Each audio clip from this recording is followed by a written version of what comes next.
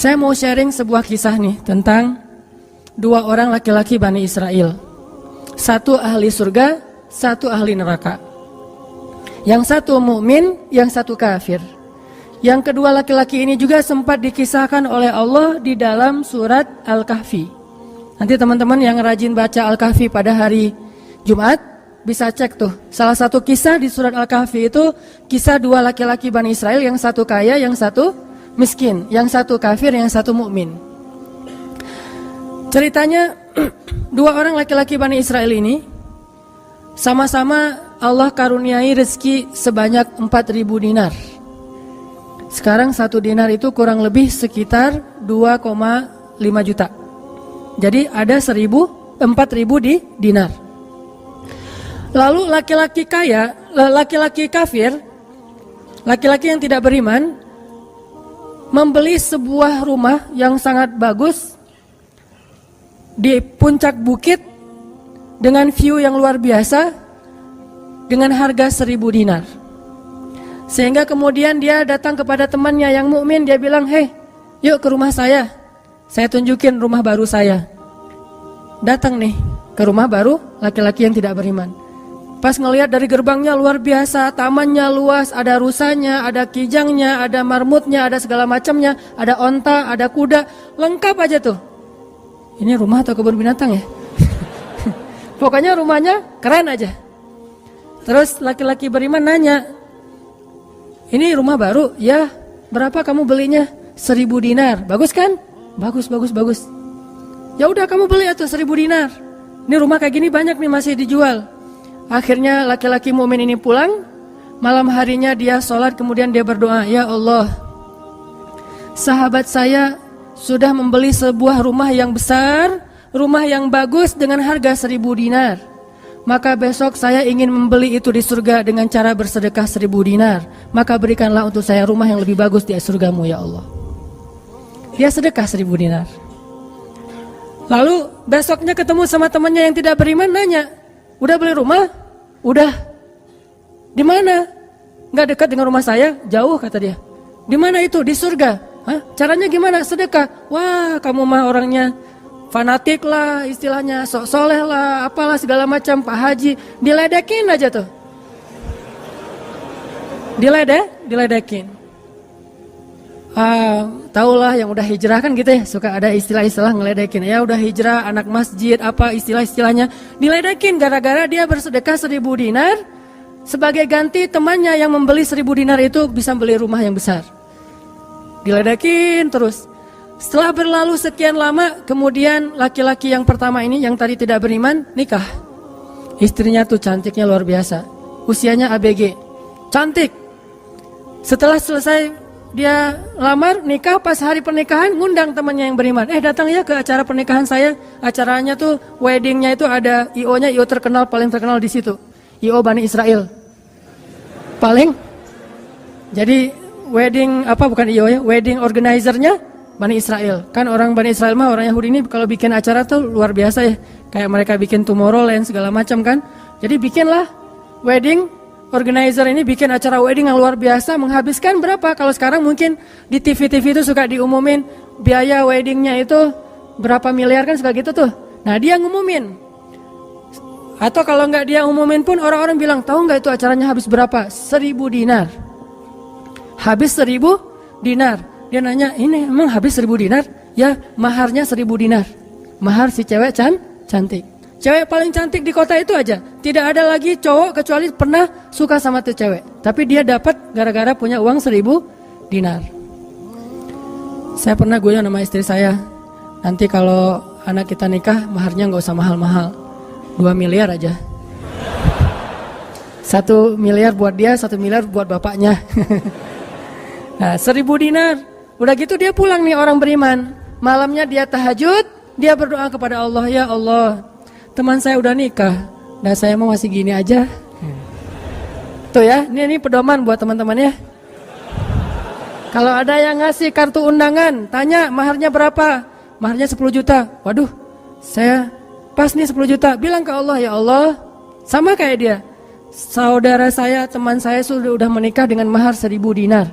dan saya masih punya. Saya ingin melamar bidadari di surga dengan 1000 dinar. Nikahkanlah saya dengan bidadari paling cantik di surga ya Allah. Ini 1000 dinarnya, sedekah 1000 dinar. Temannya punya anak, ceritanya pas lagi reuni SMP gitu ya. Lagi reunian tanya, kok masih sendiri aja? Enggak sendiri, cuma gak dibawa. Itu trik menjawab pertanyaan yang nyelekit tadi. Loh, kok kamu sendiri? Nggak ditemenin sama si dia? Nggak, lagi nggak enak badan. Nggak dibawa katanya. Loh, kok nggak dibawa? Soalnya masih di surga. Udah aja. Oh, di surga gimana caranya? Sedekah 1000 dinar. Wah, lo benerannya keterlaluan lo. Udah habis-habisan dibully. Dibully habis-habisan gara-gara dia nggak melamar cewek dengan 1000 dinar, malah pakai sedekah untuk melamar bidadari hurul ain. Baca surat Ar-Rahman paragraf terakhir tentang hurul ain. Fihinna qasiratut tarfi lam yatumithunna insun qablahum wala jan. Gak ada manusia yang kayak gitu. Qasiratut tarf, cewek yang matanya besar tapi sayu. Matanya besar tapi sayu. Kalau mata saya kecil, matanya besar tuh. Orang sekarang kan banyak pengen mata besar, sampai diedit dulu di B berapa tuh? Aplikasi teh. Itu. Di Fotoras lah, apalah diedit supaya matanya disobek dikit bagian ininya jadi besar gitu ya. Dikasih eyeshadow, dikasih segala macam supaya matanya besar. Kenapa? Mata besar itu simbol dari kecantikan. Makanya bidadari itu bahasa Arabnya hurul ain, yang matanya besar. Lam yatumithunna insun qablahum walajan. Belum pernah disentuh. Disentuh doang loh ya, bukan yang lain. Cuma disentuh aja, belum pernah oleh manusia dan jin. Murni, asli, original. Belum pernah dilihat oleh siapapun, benar-benar tersimpan. Kannahunnal yakut wal marjan, seolah-olah mereka itu adalah yakut wal marjan, mutiara yang wangi. Udah mutiara, wangi pula. Yakut wal marjan. Bukan Yakult yang diminum sehari, itu ya. Yakult beneran. Ditambah lagi nanti di ayat yang lain, fihinna khairatun hisan. Perempuan yang khairat. Khairat itu artinya banyak anak. Subur. Dan di surga itu orang berkeluarga dan beranak pinak. Sehingga seseorang ketika pengen punya anak langsung punya anak, tidak perlu 9 bulan hamil dan gak perlu juga sesar. Udah aja lahir. Lahir dengan cara yang Allah ciptakan sangat indah, tidak perlu ada wahnan ala wahnin, tidak ada kepayahan demi kepayahan, lahir anak. Dan anaknya bisa pesen, request. Ya Allah, saya pengen anak laki-laki tapi modelnya gini. Nah, bisa. Kalau di dunia kan gak bisa request, terima aja apa adanya ya. Oh gini, ternyata nggak mirip. Cuma di dunia di akhirat mah bisa request segalanya, sesuatu juga bisa request. Udah aja kayak gitu. Hurul ain, sehingga dia tahu gimana pun cewek ini cantik, tidak pernah bisa mengalahkan satu hurul ain. Seandainya jemari hurul ain, jari kelingking doang dikeluarin dari surga ke dunia, maka cahaya matahari akan tertutup oleh cahaya jari kelingkingnya hurul ain. Kalau hurul ain sempat keluar dari surga, jatuh ke bumi, kau bidadari jatuh dari langit gitu kan ya. Nah, jatuh tuh ke bumi beneran, maka nafasnya, satu kali dia bernafas, semua manusia akan mati karena tergila-gila kepada dia. Harumnya nafas hurul ain. Gak usah dibayangin, ntar makin gak bisa tidur. Sekedar ilustrasi doang nih. Akhirnya dia lamar tuh hurul ain dengan sedekah 1000 dinar. Udah aja sih kayak gitu. Dan dia merasa, alhamdulillah saya lebih beruntung dari dia. Saya lebih beruntung dari dia. Gitu matematika mukmin. Baru setelah beberapa tahun, teman yang pertama tadi yang tidak beriman beli kebun. Kebun yang sangat luas. Lalu ngajak lagi teman yang beriman, yuk ke kebun saya. Kamu udah punya kebun? Udah, datang aja. Kamu tahu nggak nih kebun yang saya beli berapa? 2000 dinar. Kebun korma yang sangat luas, yang di dalamnya ada mata airnya sendiri, yang tidak seolah-olah tidak ada batas ketika kita memandangnya. Terus sepanjang mata memandang. Kebun kurma yang rindang, 2.000 dinar. Lalu laki-laki ini pulang lagi, ya Allah, izinkan saya membeli kebun-kebun surgamu dengan 2.000 dinar, karena saudara saya itu udah membeli kebun di dunia. Sedekah lagi 2.000 dinar. Terus kayak gitu sampai mereka tua. Yang satu meninggal dalam keadaan kaya raya tapi kafir, yang satu lagi meninggal dalam keadaan miskin tapi beriman. Siapa lebih beruntung? Tergantung matematika yang dipakai. Kalau matematikanya materi duniawi, pasti orang yang pertama yang tidak beriman lebih beruntung. Bisa menikmati dunia habis-habisan sampai hari tuanya. Tapi kalau matematikanya matematika mukmin, Rabbani, maka pasti yang kedua lebih beruntung dari yang pertama. Nanti setelah mereka meninggal, ini ceritanya panjang sekali dan kemudian jadi salah satu tafsir dari Al-Quran surat As-Saffat yang nanti kita baca. Di akhirat, kalau teman-teman tahu, kalau kita baca tafsir itu ternyata ya, di surga itu punya jendela. Kayak rumah punya jendela. Cuman saya nggak tahu seperti apa bentuk jendelanya, karena surga itu kata Nabi, ma la ainun ra'at wa la udhunun sami'at. Yang nggak pernah dilihat oleh mata, yang nggak pernah didengar oleh telinga, yang nggak pernah dibayangkan oleh imajinasi manusia. Yang jelas ada jendela itu di surga. Nah, jendela ini apa? Jendela ini dipakai untuk mengintip ke neraka. Jadi nanti kalau ada kisah-kisah penduduk surga menyelamatkan orang-orang di neraka, itu lewat jendela itu. Kalau ada cerita penduduk surga dan penduduk neraka berdialog, itu lewat jendela itu. Bukan keluar dulu, sama-sama keluar terus ada ruangan khusus dialog gitu, enggak. Atau pakai misalnya Skype gitu ya, nelpon neraka pakai Skype. Tling, lagi disiksa, aduh ada yang nelpon, bentar dulu. Kan enggak ada yang gitu ya. Ini mah pakai jendela, jadi jangan pakai imajinasi teknologi yang sekarang. Nggak ada Skype, nggak ada WhatsApp call, video call gitu. Nggak ada line, yang ada lewat jendela. Begitu dia ngelihat ke jendela, dia langsung Allah berikan dimensi melihat neraka. Langsung Allah kasih ruang untuk bisa melihat neraka. Di neraka itu dia akan bertanya kepada malaikat neraka, ngasih kayak kertas gitu, tolong cariin yang namanya ini. Cariin. Oh ya, ini masa nggak kenal kayaknya di surga. Emang siapa? Hanan Ataki. Penduduk malaikat neraka mah nggak kenal. Amin. Aminin atuh. Mudah-mudahan semua kita tidak dikenal di neraka. Dikenal di surga insya Allah. Kalau ini mah nggak boleh heureuy. Ini serius nih mah. Udah aja ngasih nama gitu ya ke malaikat penjaga neraka. Kenal nama ini nggak? Oh ntar dulu nanya ke yang lain. Kenal nama ini nggak? Wah ada tuh yang di pojok sana tuh lagi dihabis-habisin sama malaikat.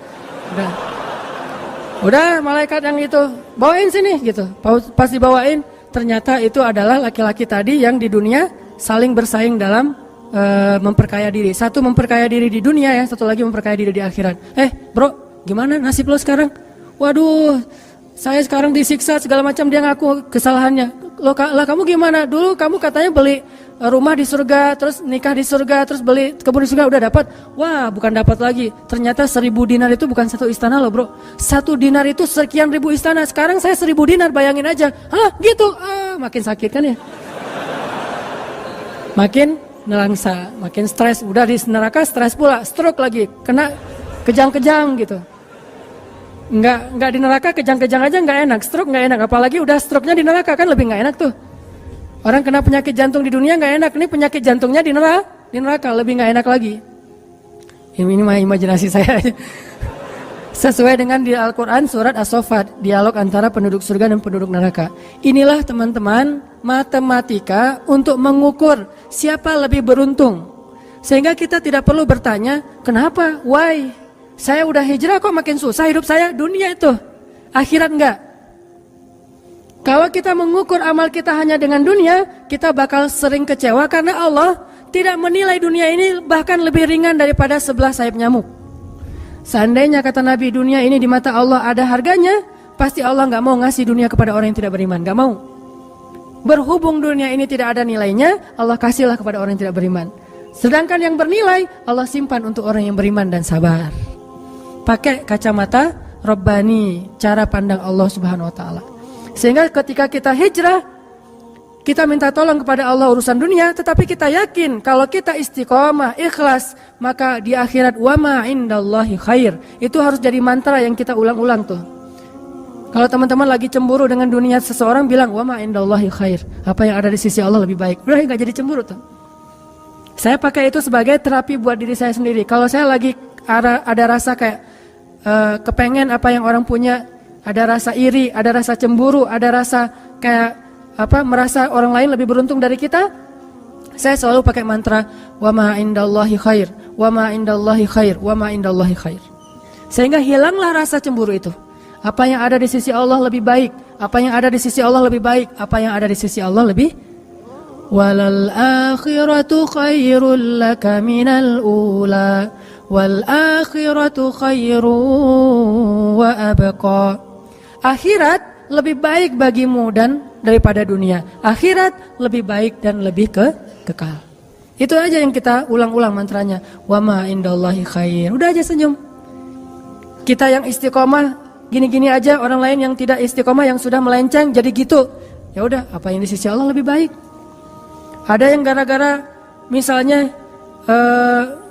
dukun bertindak jadi nikah, kita bertindak sendiri nggak nikah-nikah misalnya ya.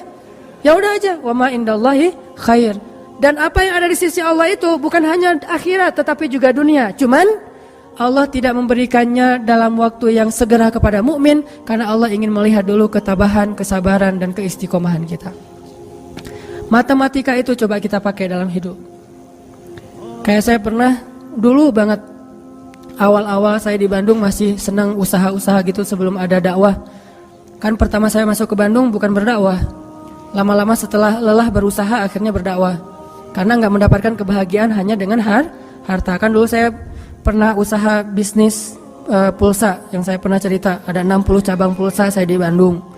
Terus naik lagi bisnis jual beli mobil bekas. Beli, jual. Terus terakhir pernah main properti walaupun nggak sampai punya klaster, sampai punya perumahan. Tapi 1-2 properti beli, jual lagi, perbaiki, jual dan segala macam.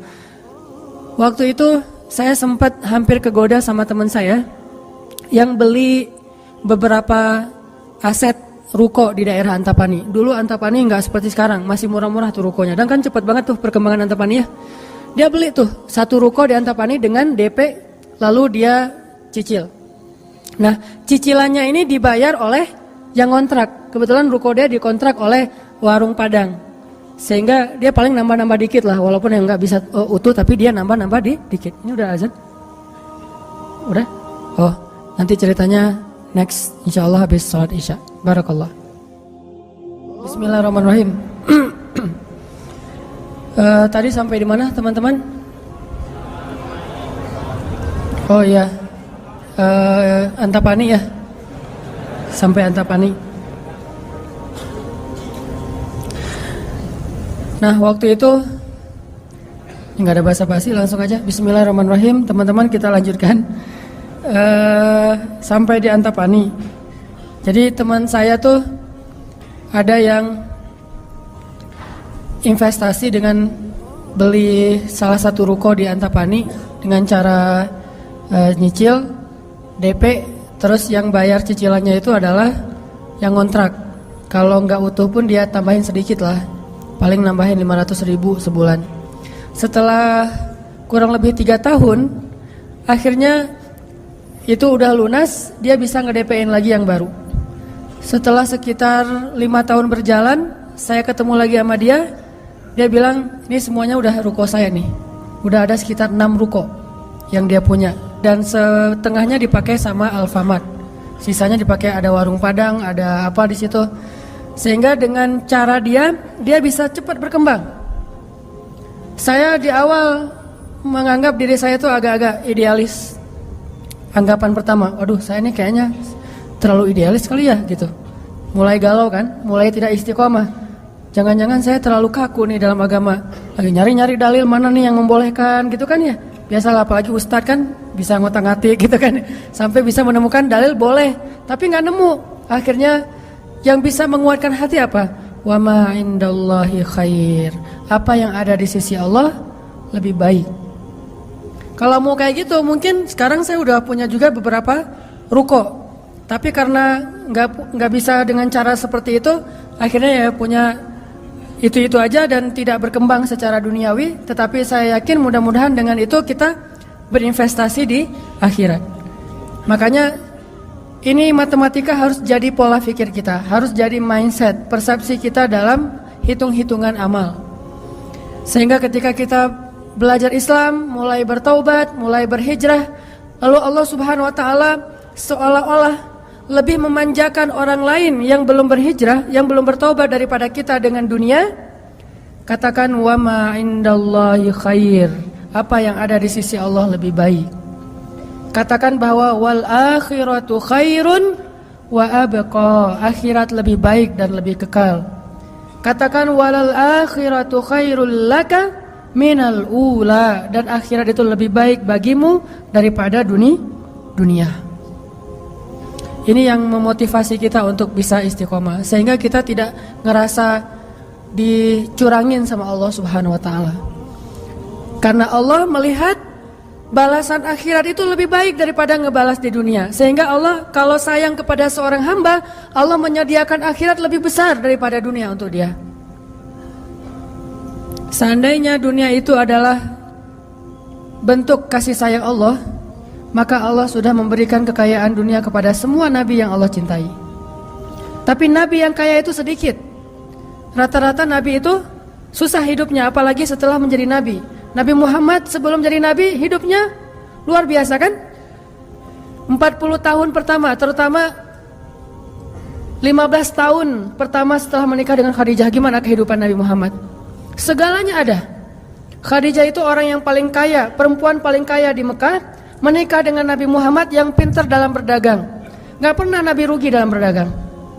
Jujur tapi untung.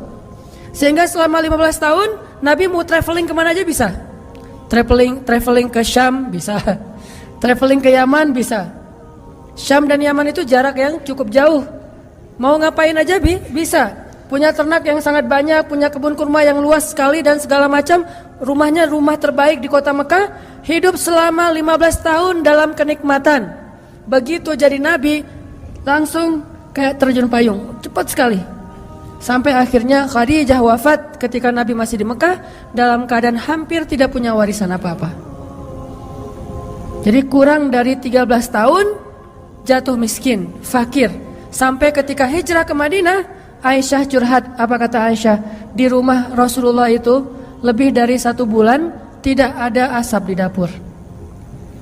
Dalam keadaan tidak pernah masak selama berbulan-bulan. Soalnya kalau kita mah beli warung Padang, jadi gak perlu masak ya.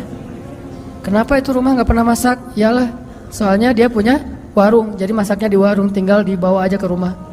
Nabi benar-benar gak pernah masak tuh. Coba bayangin, pernah gak Nabi bilang gini ke Allah, Allah, lah saya kan kerjanya sama Allah, kok malah jadi kayak gini, hidup saya jadi susah gini. Enggak pernah Allah Nabi mengatakan demikian. Kenapa? Karena Nabi tahu logikanya. Nabi benar dalam menggunakan logika hitung-hitungannya. Nabi tahu matematikanya, sehingga Nabi nggak pernah mengeluh ke Allah, kok saya sejak jadi Nabi jadi susah Allah. Katanya saya kekasih Allah, kok saya diperlakukan kayak gini. Nggak pernah Nabi ngomong kayak gitu. Kalau Nabi aja kekasih Allah, malah jadi susah gara-gara jadi kekasih Allah secara duniawi, tidak pernah mengeluh. Terus siapa kita mau mengeluh dan menuduh Allah dengan tuduhan-tuduhan yang tidak benar? Apakah kita merasa bahwa setelah kita berhijrah, Allah harus memberikan kepada kita dunia yang di mata Allah tidak ada nilainya? Berarti kita meminta kepada Allah sesuatu yang tidak baik dan membuang sesuatu yang baik. Itulah yang dulu pernah dinasihatkan oleh Musa kepada Bani Israel di dalam surat Al-Baqarah. Coba teman-teman lihat di surat Al-Baqarah itu ayat 61.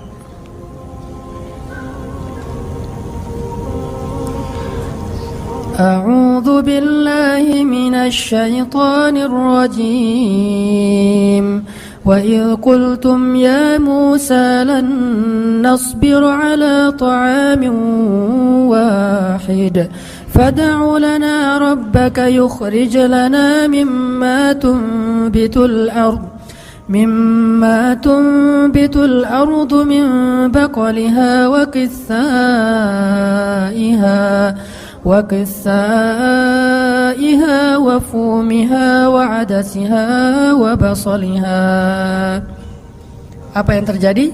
Ketika orang-orang Bani Israel hijrah ke Palestina, lalu mereka mengeluh di Palestina karena setelah mereka hijrah, hidup mereka tidak menjadi lebih baik secara duniawi. Perasaan kata Bani Israel, sama aja deh. Sejak kita hijrah, sejak kita masuk agama Yahudi, sejak engkau datang Musa, sawa'un alaina, nasib kami sama aja nih. Sebelum kamu datang dan setelah kamu datang, nasib kami tetap aja susah wahai Musa. Ini logika Bani Israel. Makanya banyak Bani Israel itu yang kufur kepada Allah karena pakai logika ini. Logika 2 tambah 2 4. Itu logika Bani Israel. Kalau dalam urusan agama, beda kalau dalam urusan matematika. Jangan bilang, "Dek, 2 tambah 2 berapa? 4." Bani Israel. Jangan. Itu mah matematika. Kalau dalam urusan agama itu logika Bani Israel.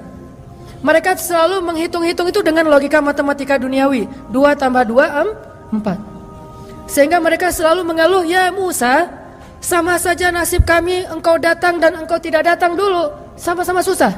Terus apa baiknya dengan kedatanganmu wahai Musa?" Mereka menghitung kebaikan itu hanya dari sisi materi saja. Padahal kedatangan Musa telah mengeluarkan mereka dari perbudakan kalau mau dihitung lebih jujur di urusan dunia.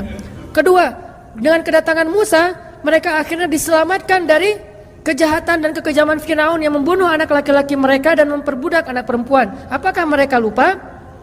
Afala ta'qilun ya Bani Israel? Tidakkah kalian berpikir wahai Bani Israel? Ditambah lagi dengan janji Allah untuk Bani Israel. Allah bukakan langit dan bumi untuk Bani Israel. Bayangin, Bani Israel lagi hijrah nih dari Mesir ke Palestina, di tengah jalan haus. Musa haus ngadu. Hashtag semuanya viral, haus Bani Israel. Hashtagnya haus. Akhirnya Nabi Musa berdoa kepada Allah, "Ya Allah, beri mereka air." Keluarlah mata air satu untuk Bani Israel yang ada 12 suku. Berapa? 12 gitu? Lupa Ya gitu deh. Oh ini nih. Ya 12 Ithnata asyara aina, 12 suku. Pakai satu mata air. Udah gitu karena Bani Israel ini orangnya gak bisa teratur hidupnya, suka gak bisa ngantri, gak bisa teratur, gak sabaran. Pokoknya tamak aja. Begitu keluar satu mata air, mereka ada 12 suku berantem. Ini gua duluan nih. Siapa lo? Ramai aja antara Bani Israel. Cuma bahasanya saya gak ngerti Ibrani. Bukan siapa lo. Udah aja gitu, rame sesama Bani Israel. Akhirnya mereka ngeluh lagi, "Musa, masa sih satu mata air? Nih rebutan nih, daripada kita nanti rame, daripada putus silaturahim, doain dong, minta 12 mata air." Nabi Musa berdoa lagi. Akhirnya keluar 12 mata air. Dimanja banget sama Allah. Udah keluar 12 mata air, mereka minum. Jalan lagi, "Musa, dari kemarin kita makannya perasaan roti wae. Gak ada daging gitu Musa?" Nanya daging. Ini kayaknya nih buffetnya nggak internasional nih, Asian food gitu, nasi gitu ya. Saya pengen sekali-kali dong Musa cari yang buffet yang international food gitu. Akhirnya Allah kasih mannawassal, kasih burung datang sendiri untuk disembelih. Datang tuh burung terbang depan Bani Israel, nunduk langsung gini. Enggak. Coba, burung Bani Israel. Coba ada nggak burung kayak gitu sekarang? Bebek gitu ya. "Pak, hari ini kita masak bebek." "Oh boleh. Bebek, datang sih bebek teh." Yam, yaitu ayam datang. Nggak ada kan sekarang kan ya? Allah tundukkan burung yang liar kepada Bani Israel, datang untuk disembelih langsung dibakar, terus makan. Kemudian keluar lagi makanan-makanan luar biasa, datang dari langit seperti datang kepada Maryam alaihissalam. Masih ngeluh juga. Terus jalan lagi, "Musa, haredang cenah. Panas."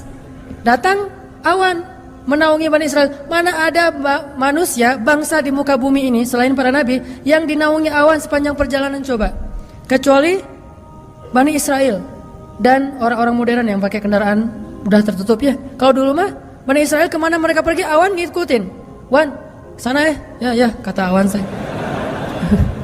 Bukan si Iwan, awan. Udah aja jalan. Bani Israel mana? Kadang-kadang suka iseng, lihat awannya nih, ikutin kita nggak ya? Lari, awannya ikut lari. Namanya Bani Israel, iseng.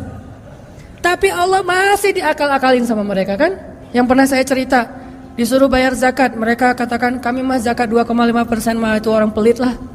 Kalau zakat mah nggak usah tanggung-tanggung 2,5%, 10%, kan Islam 2,5%, Nasrani 10%, Bani Israel 100%. Hah?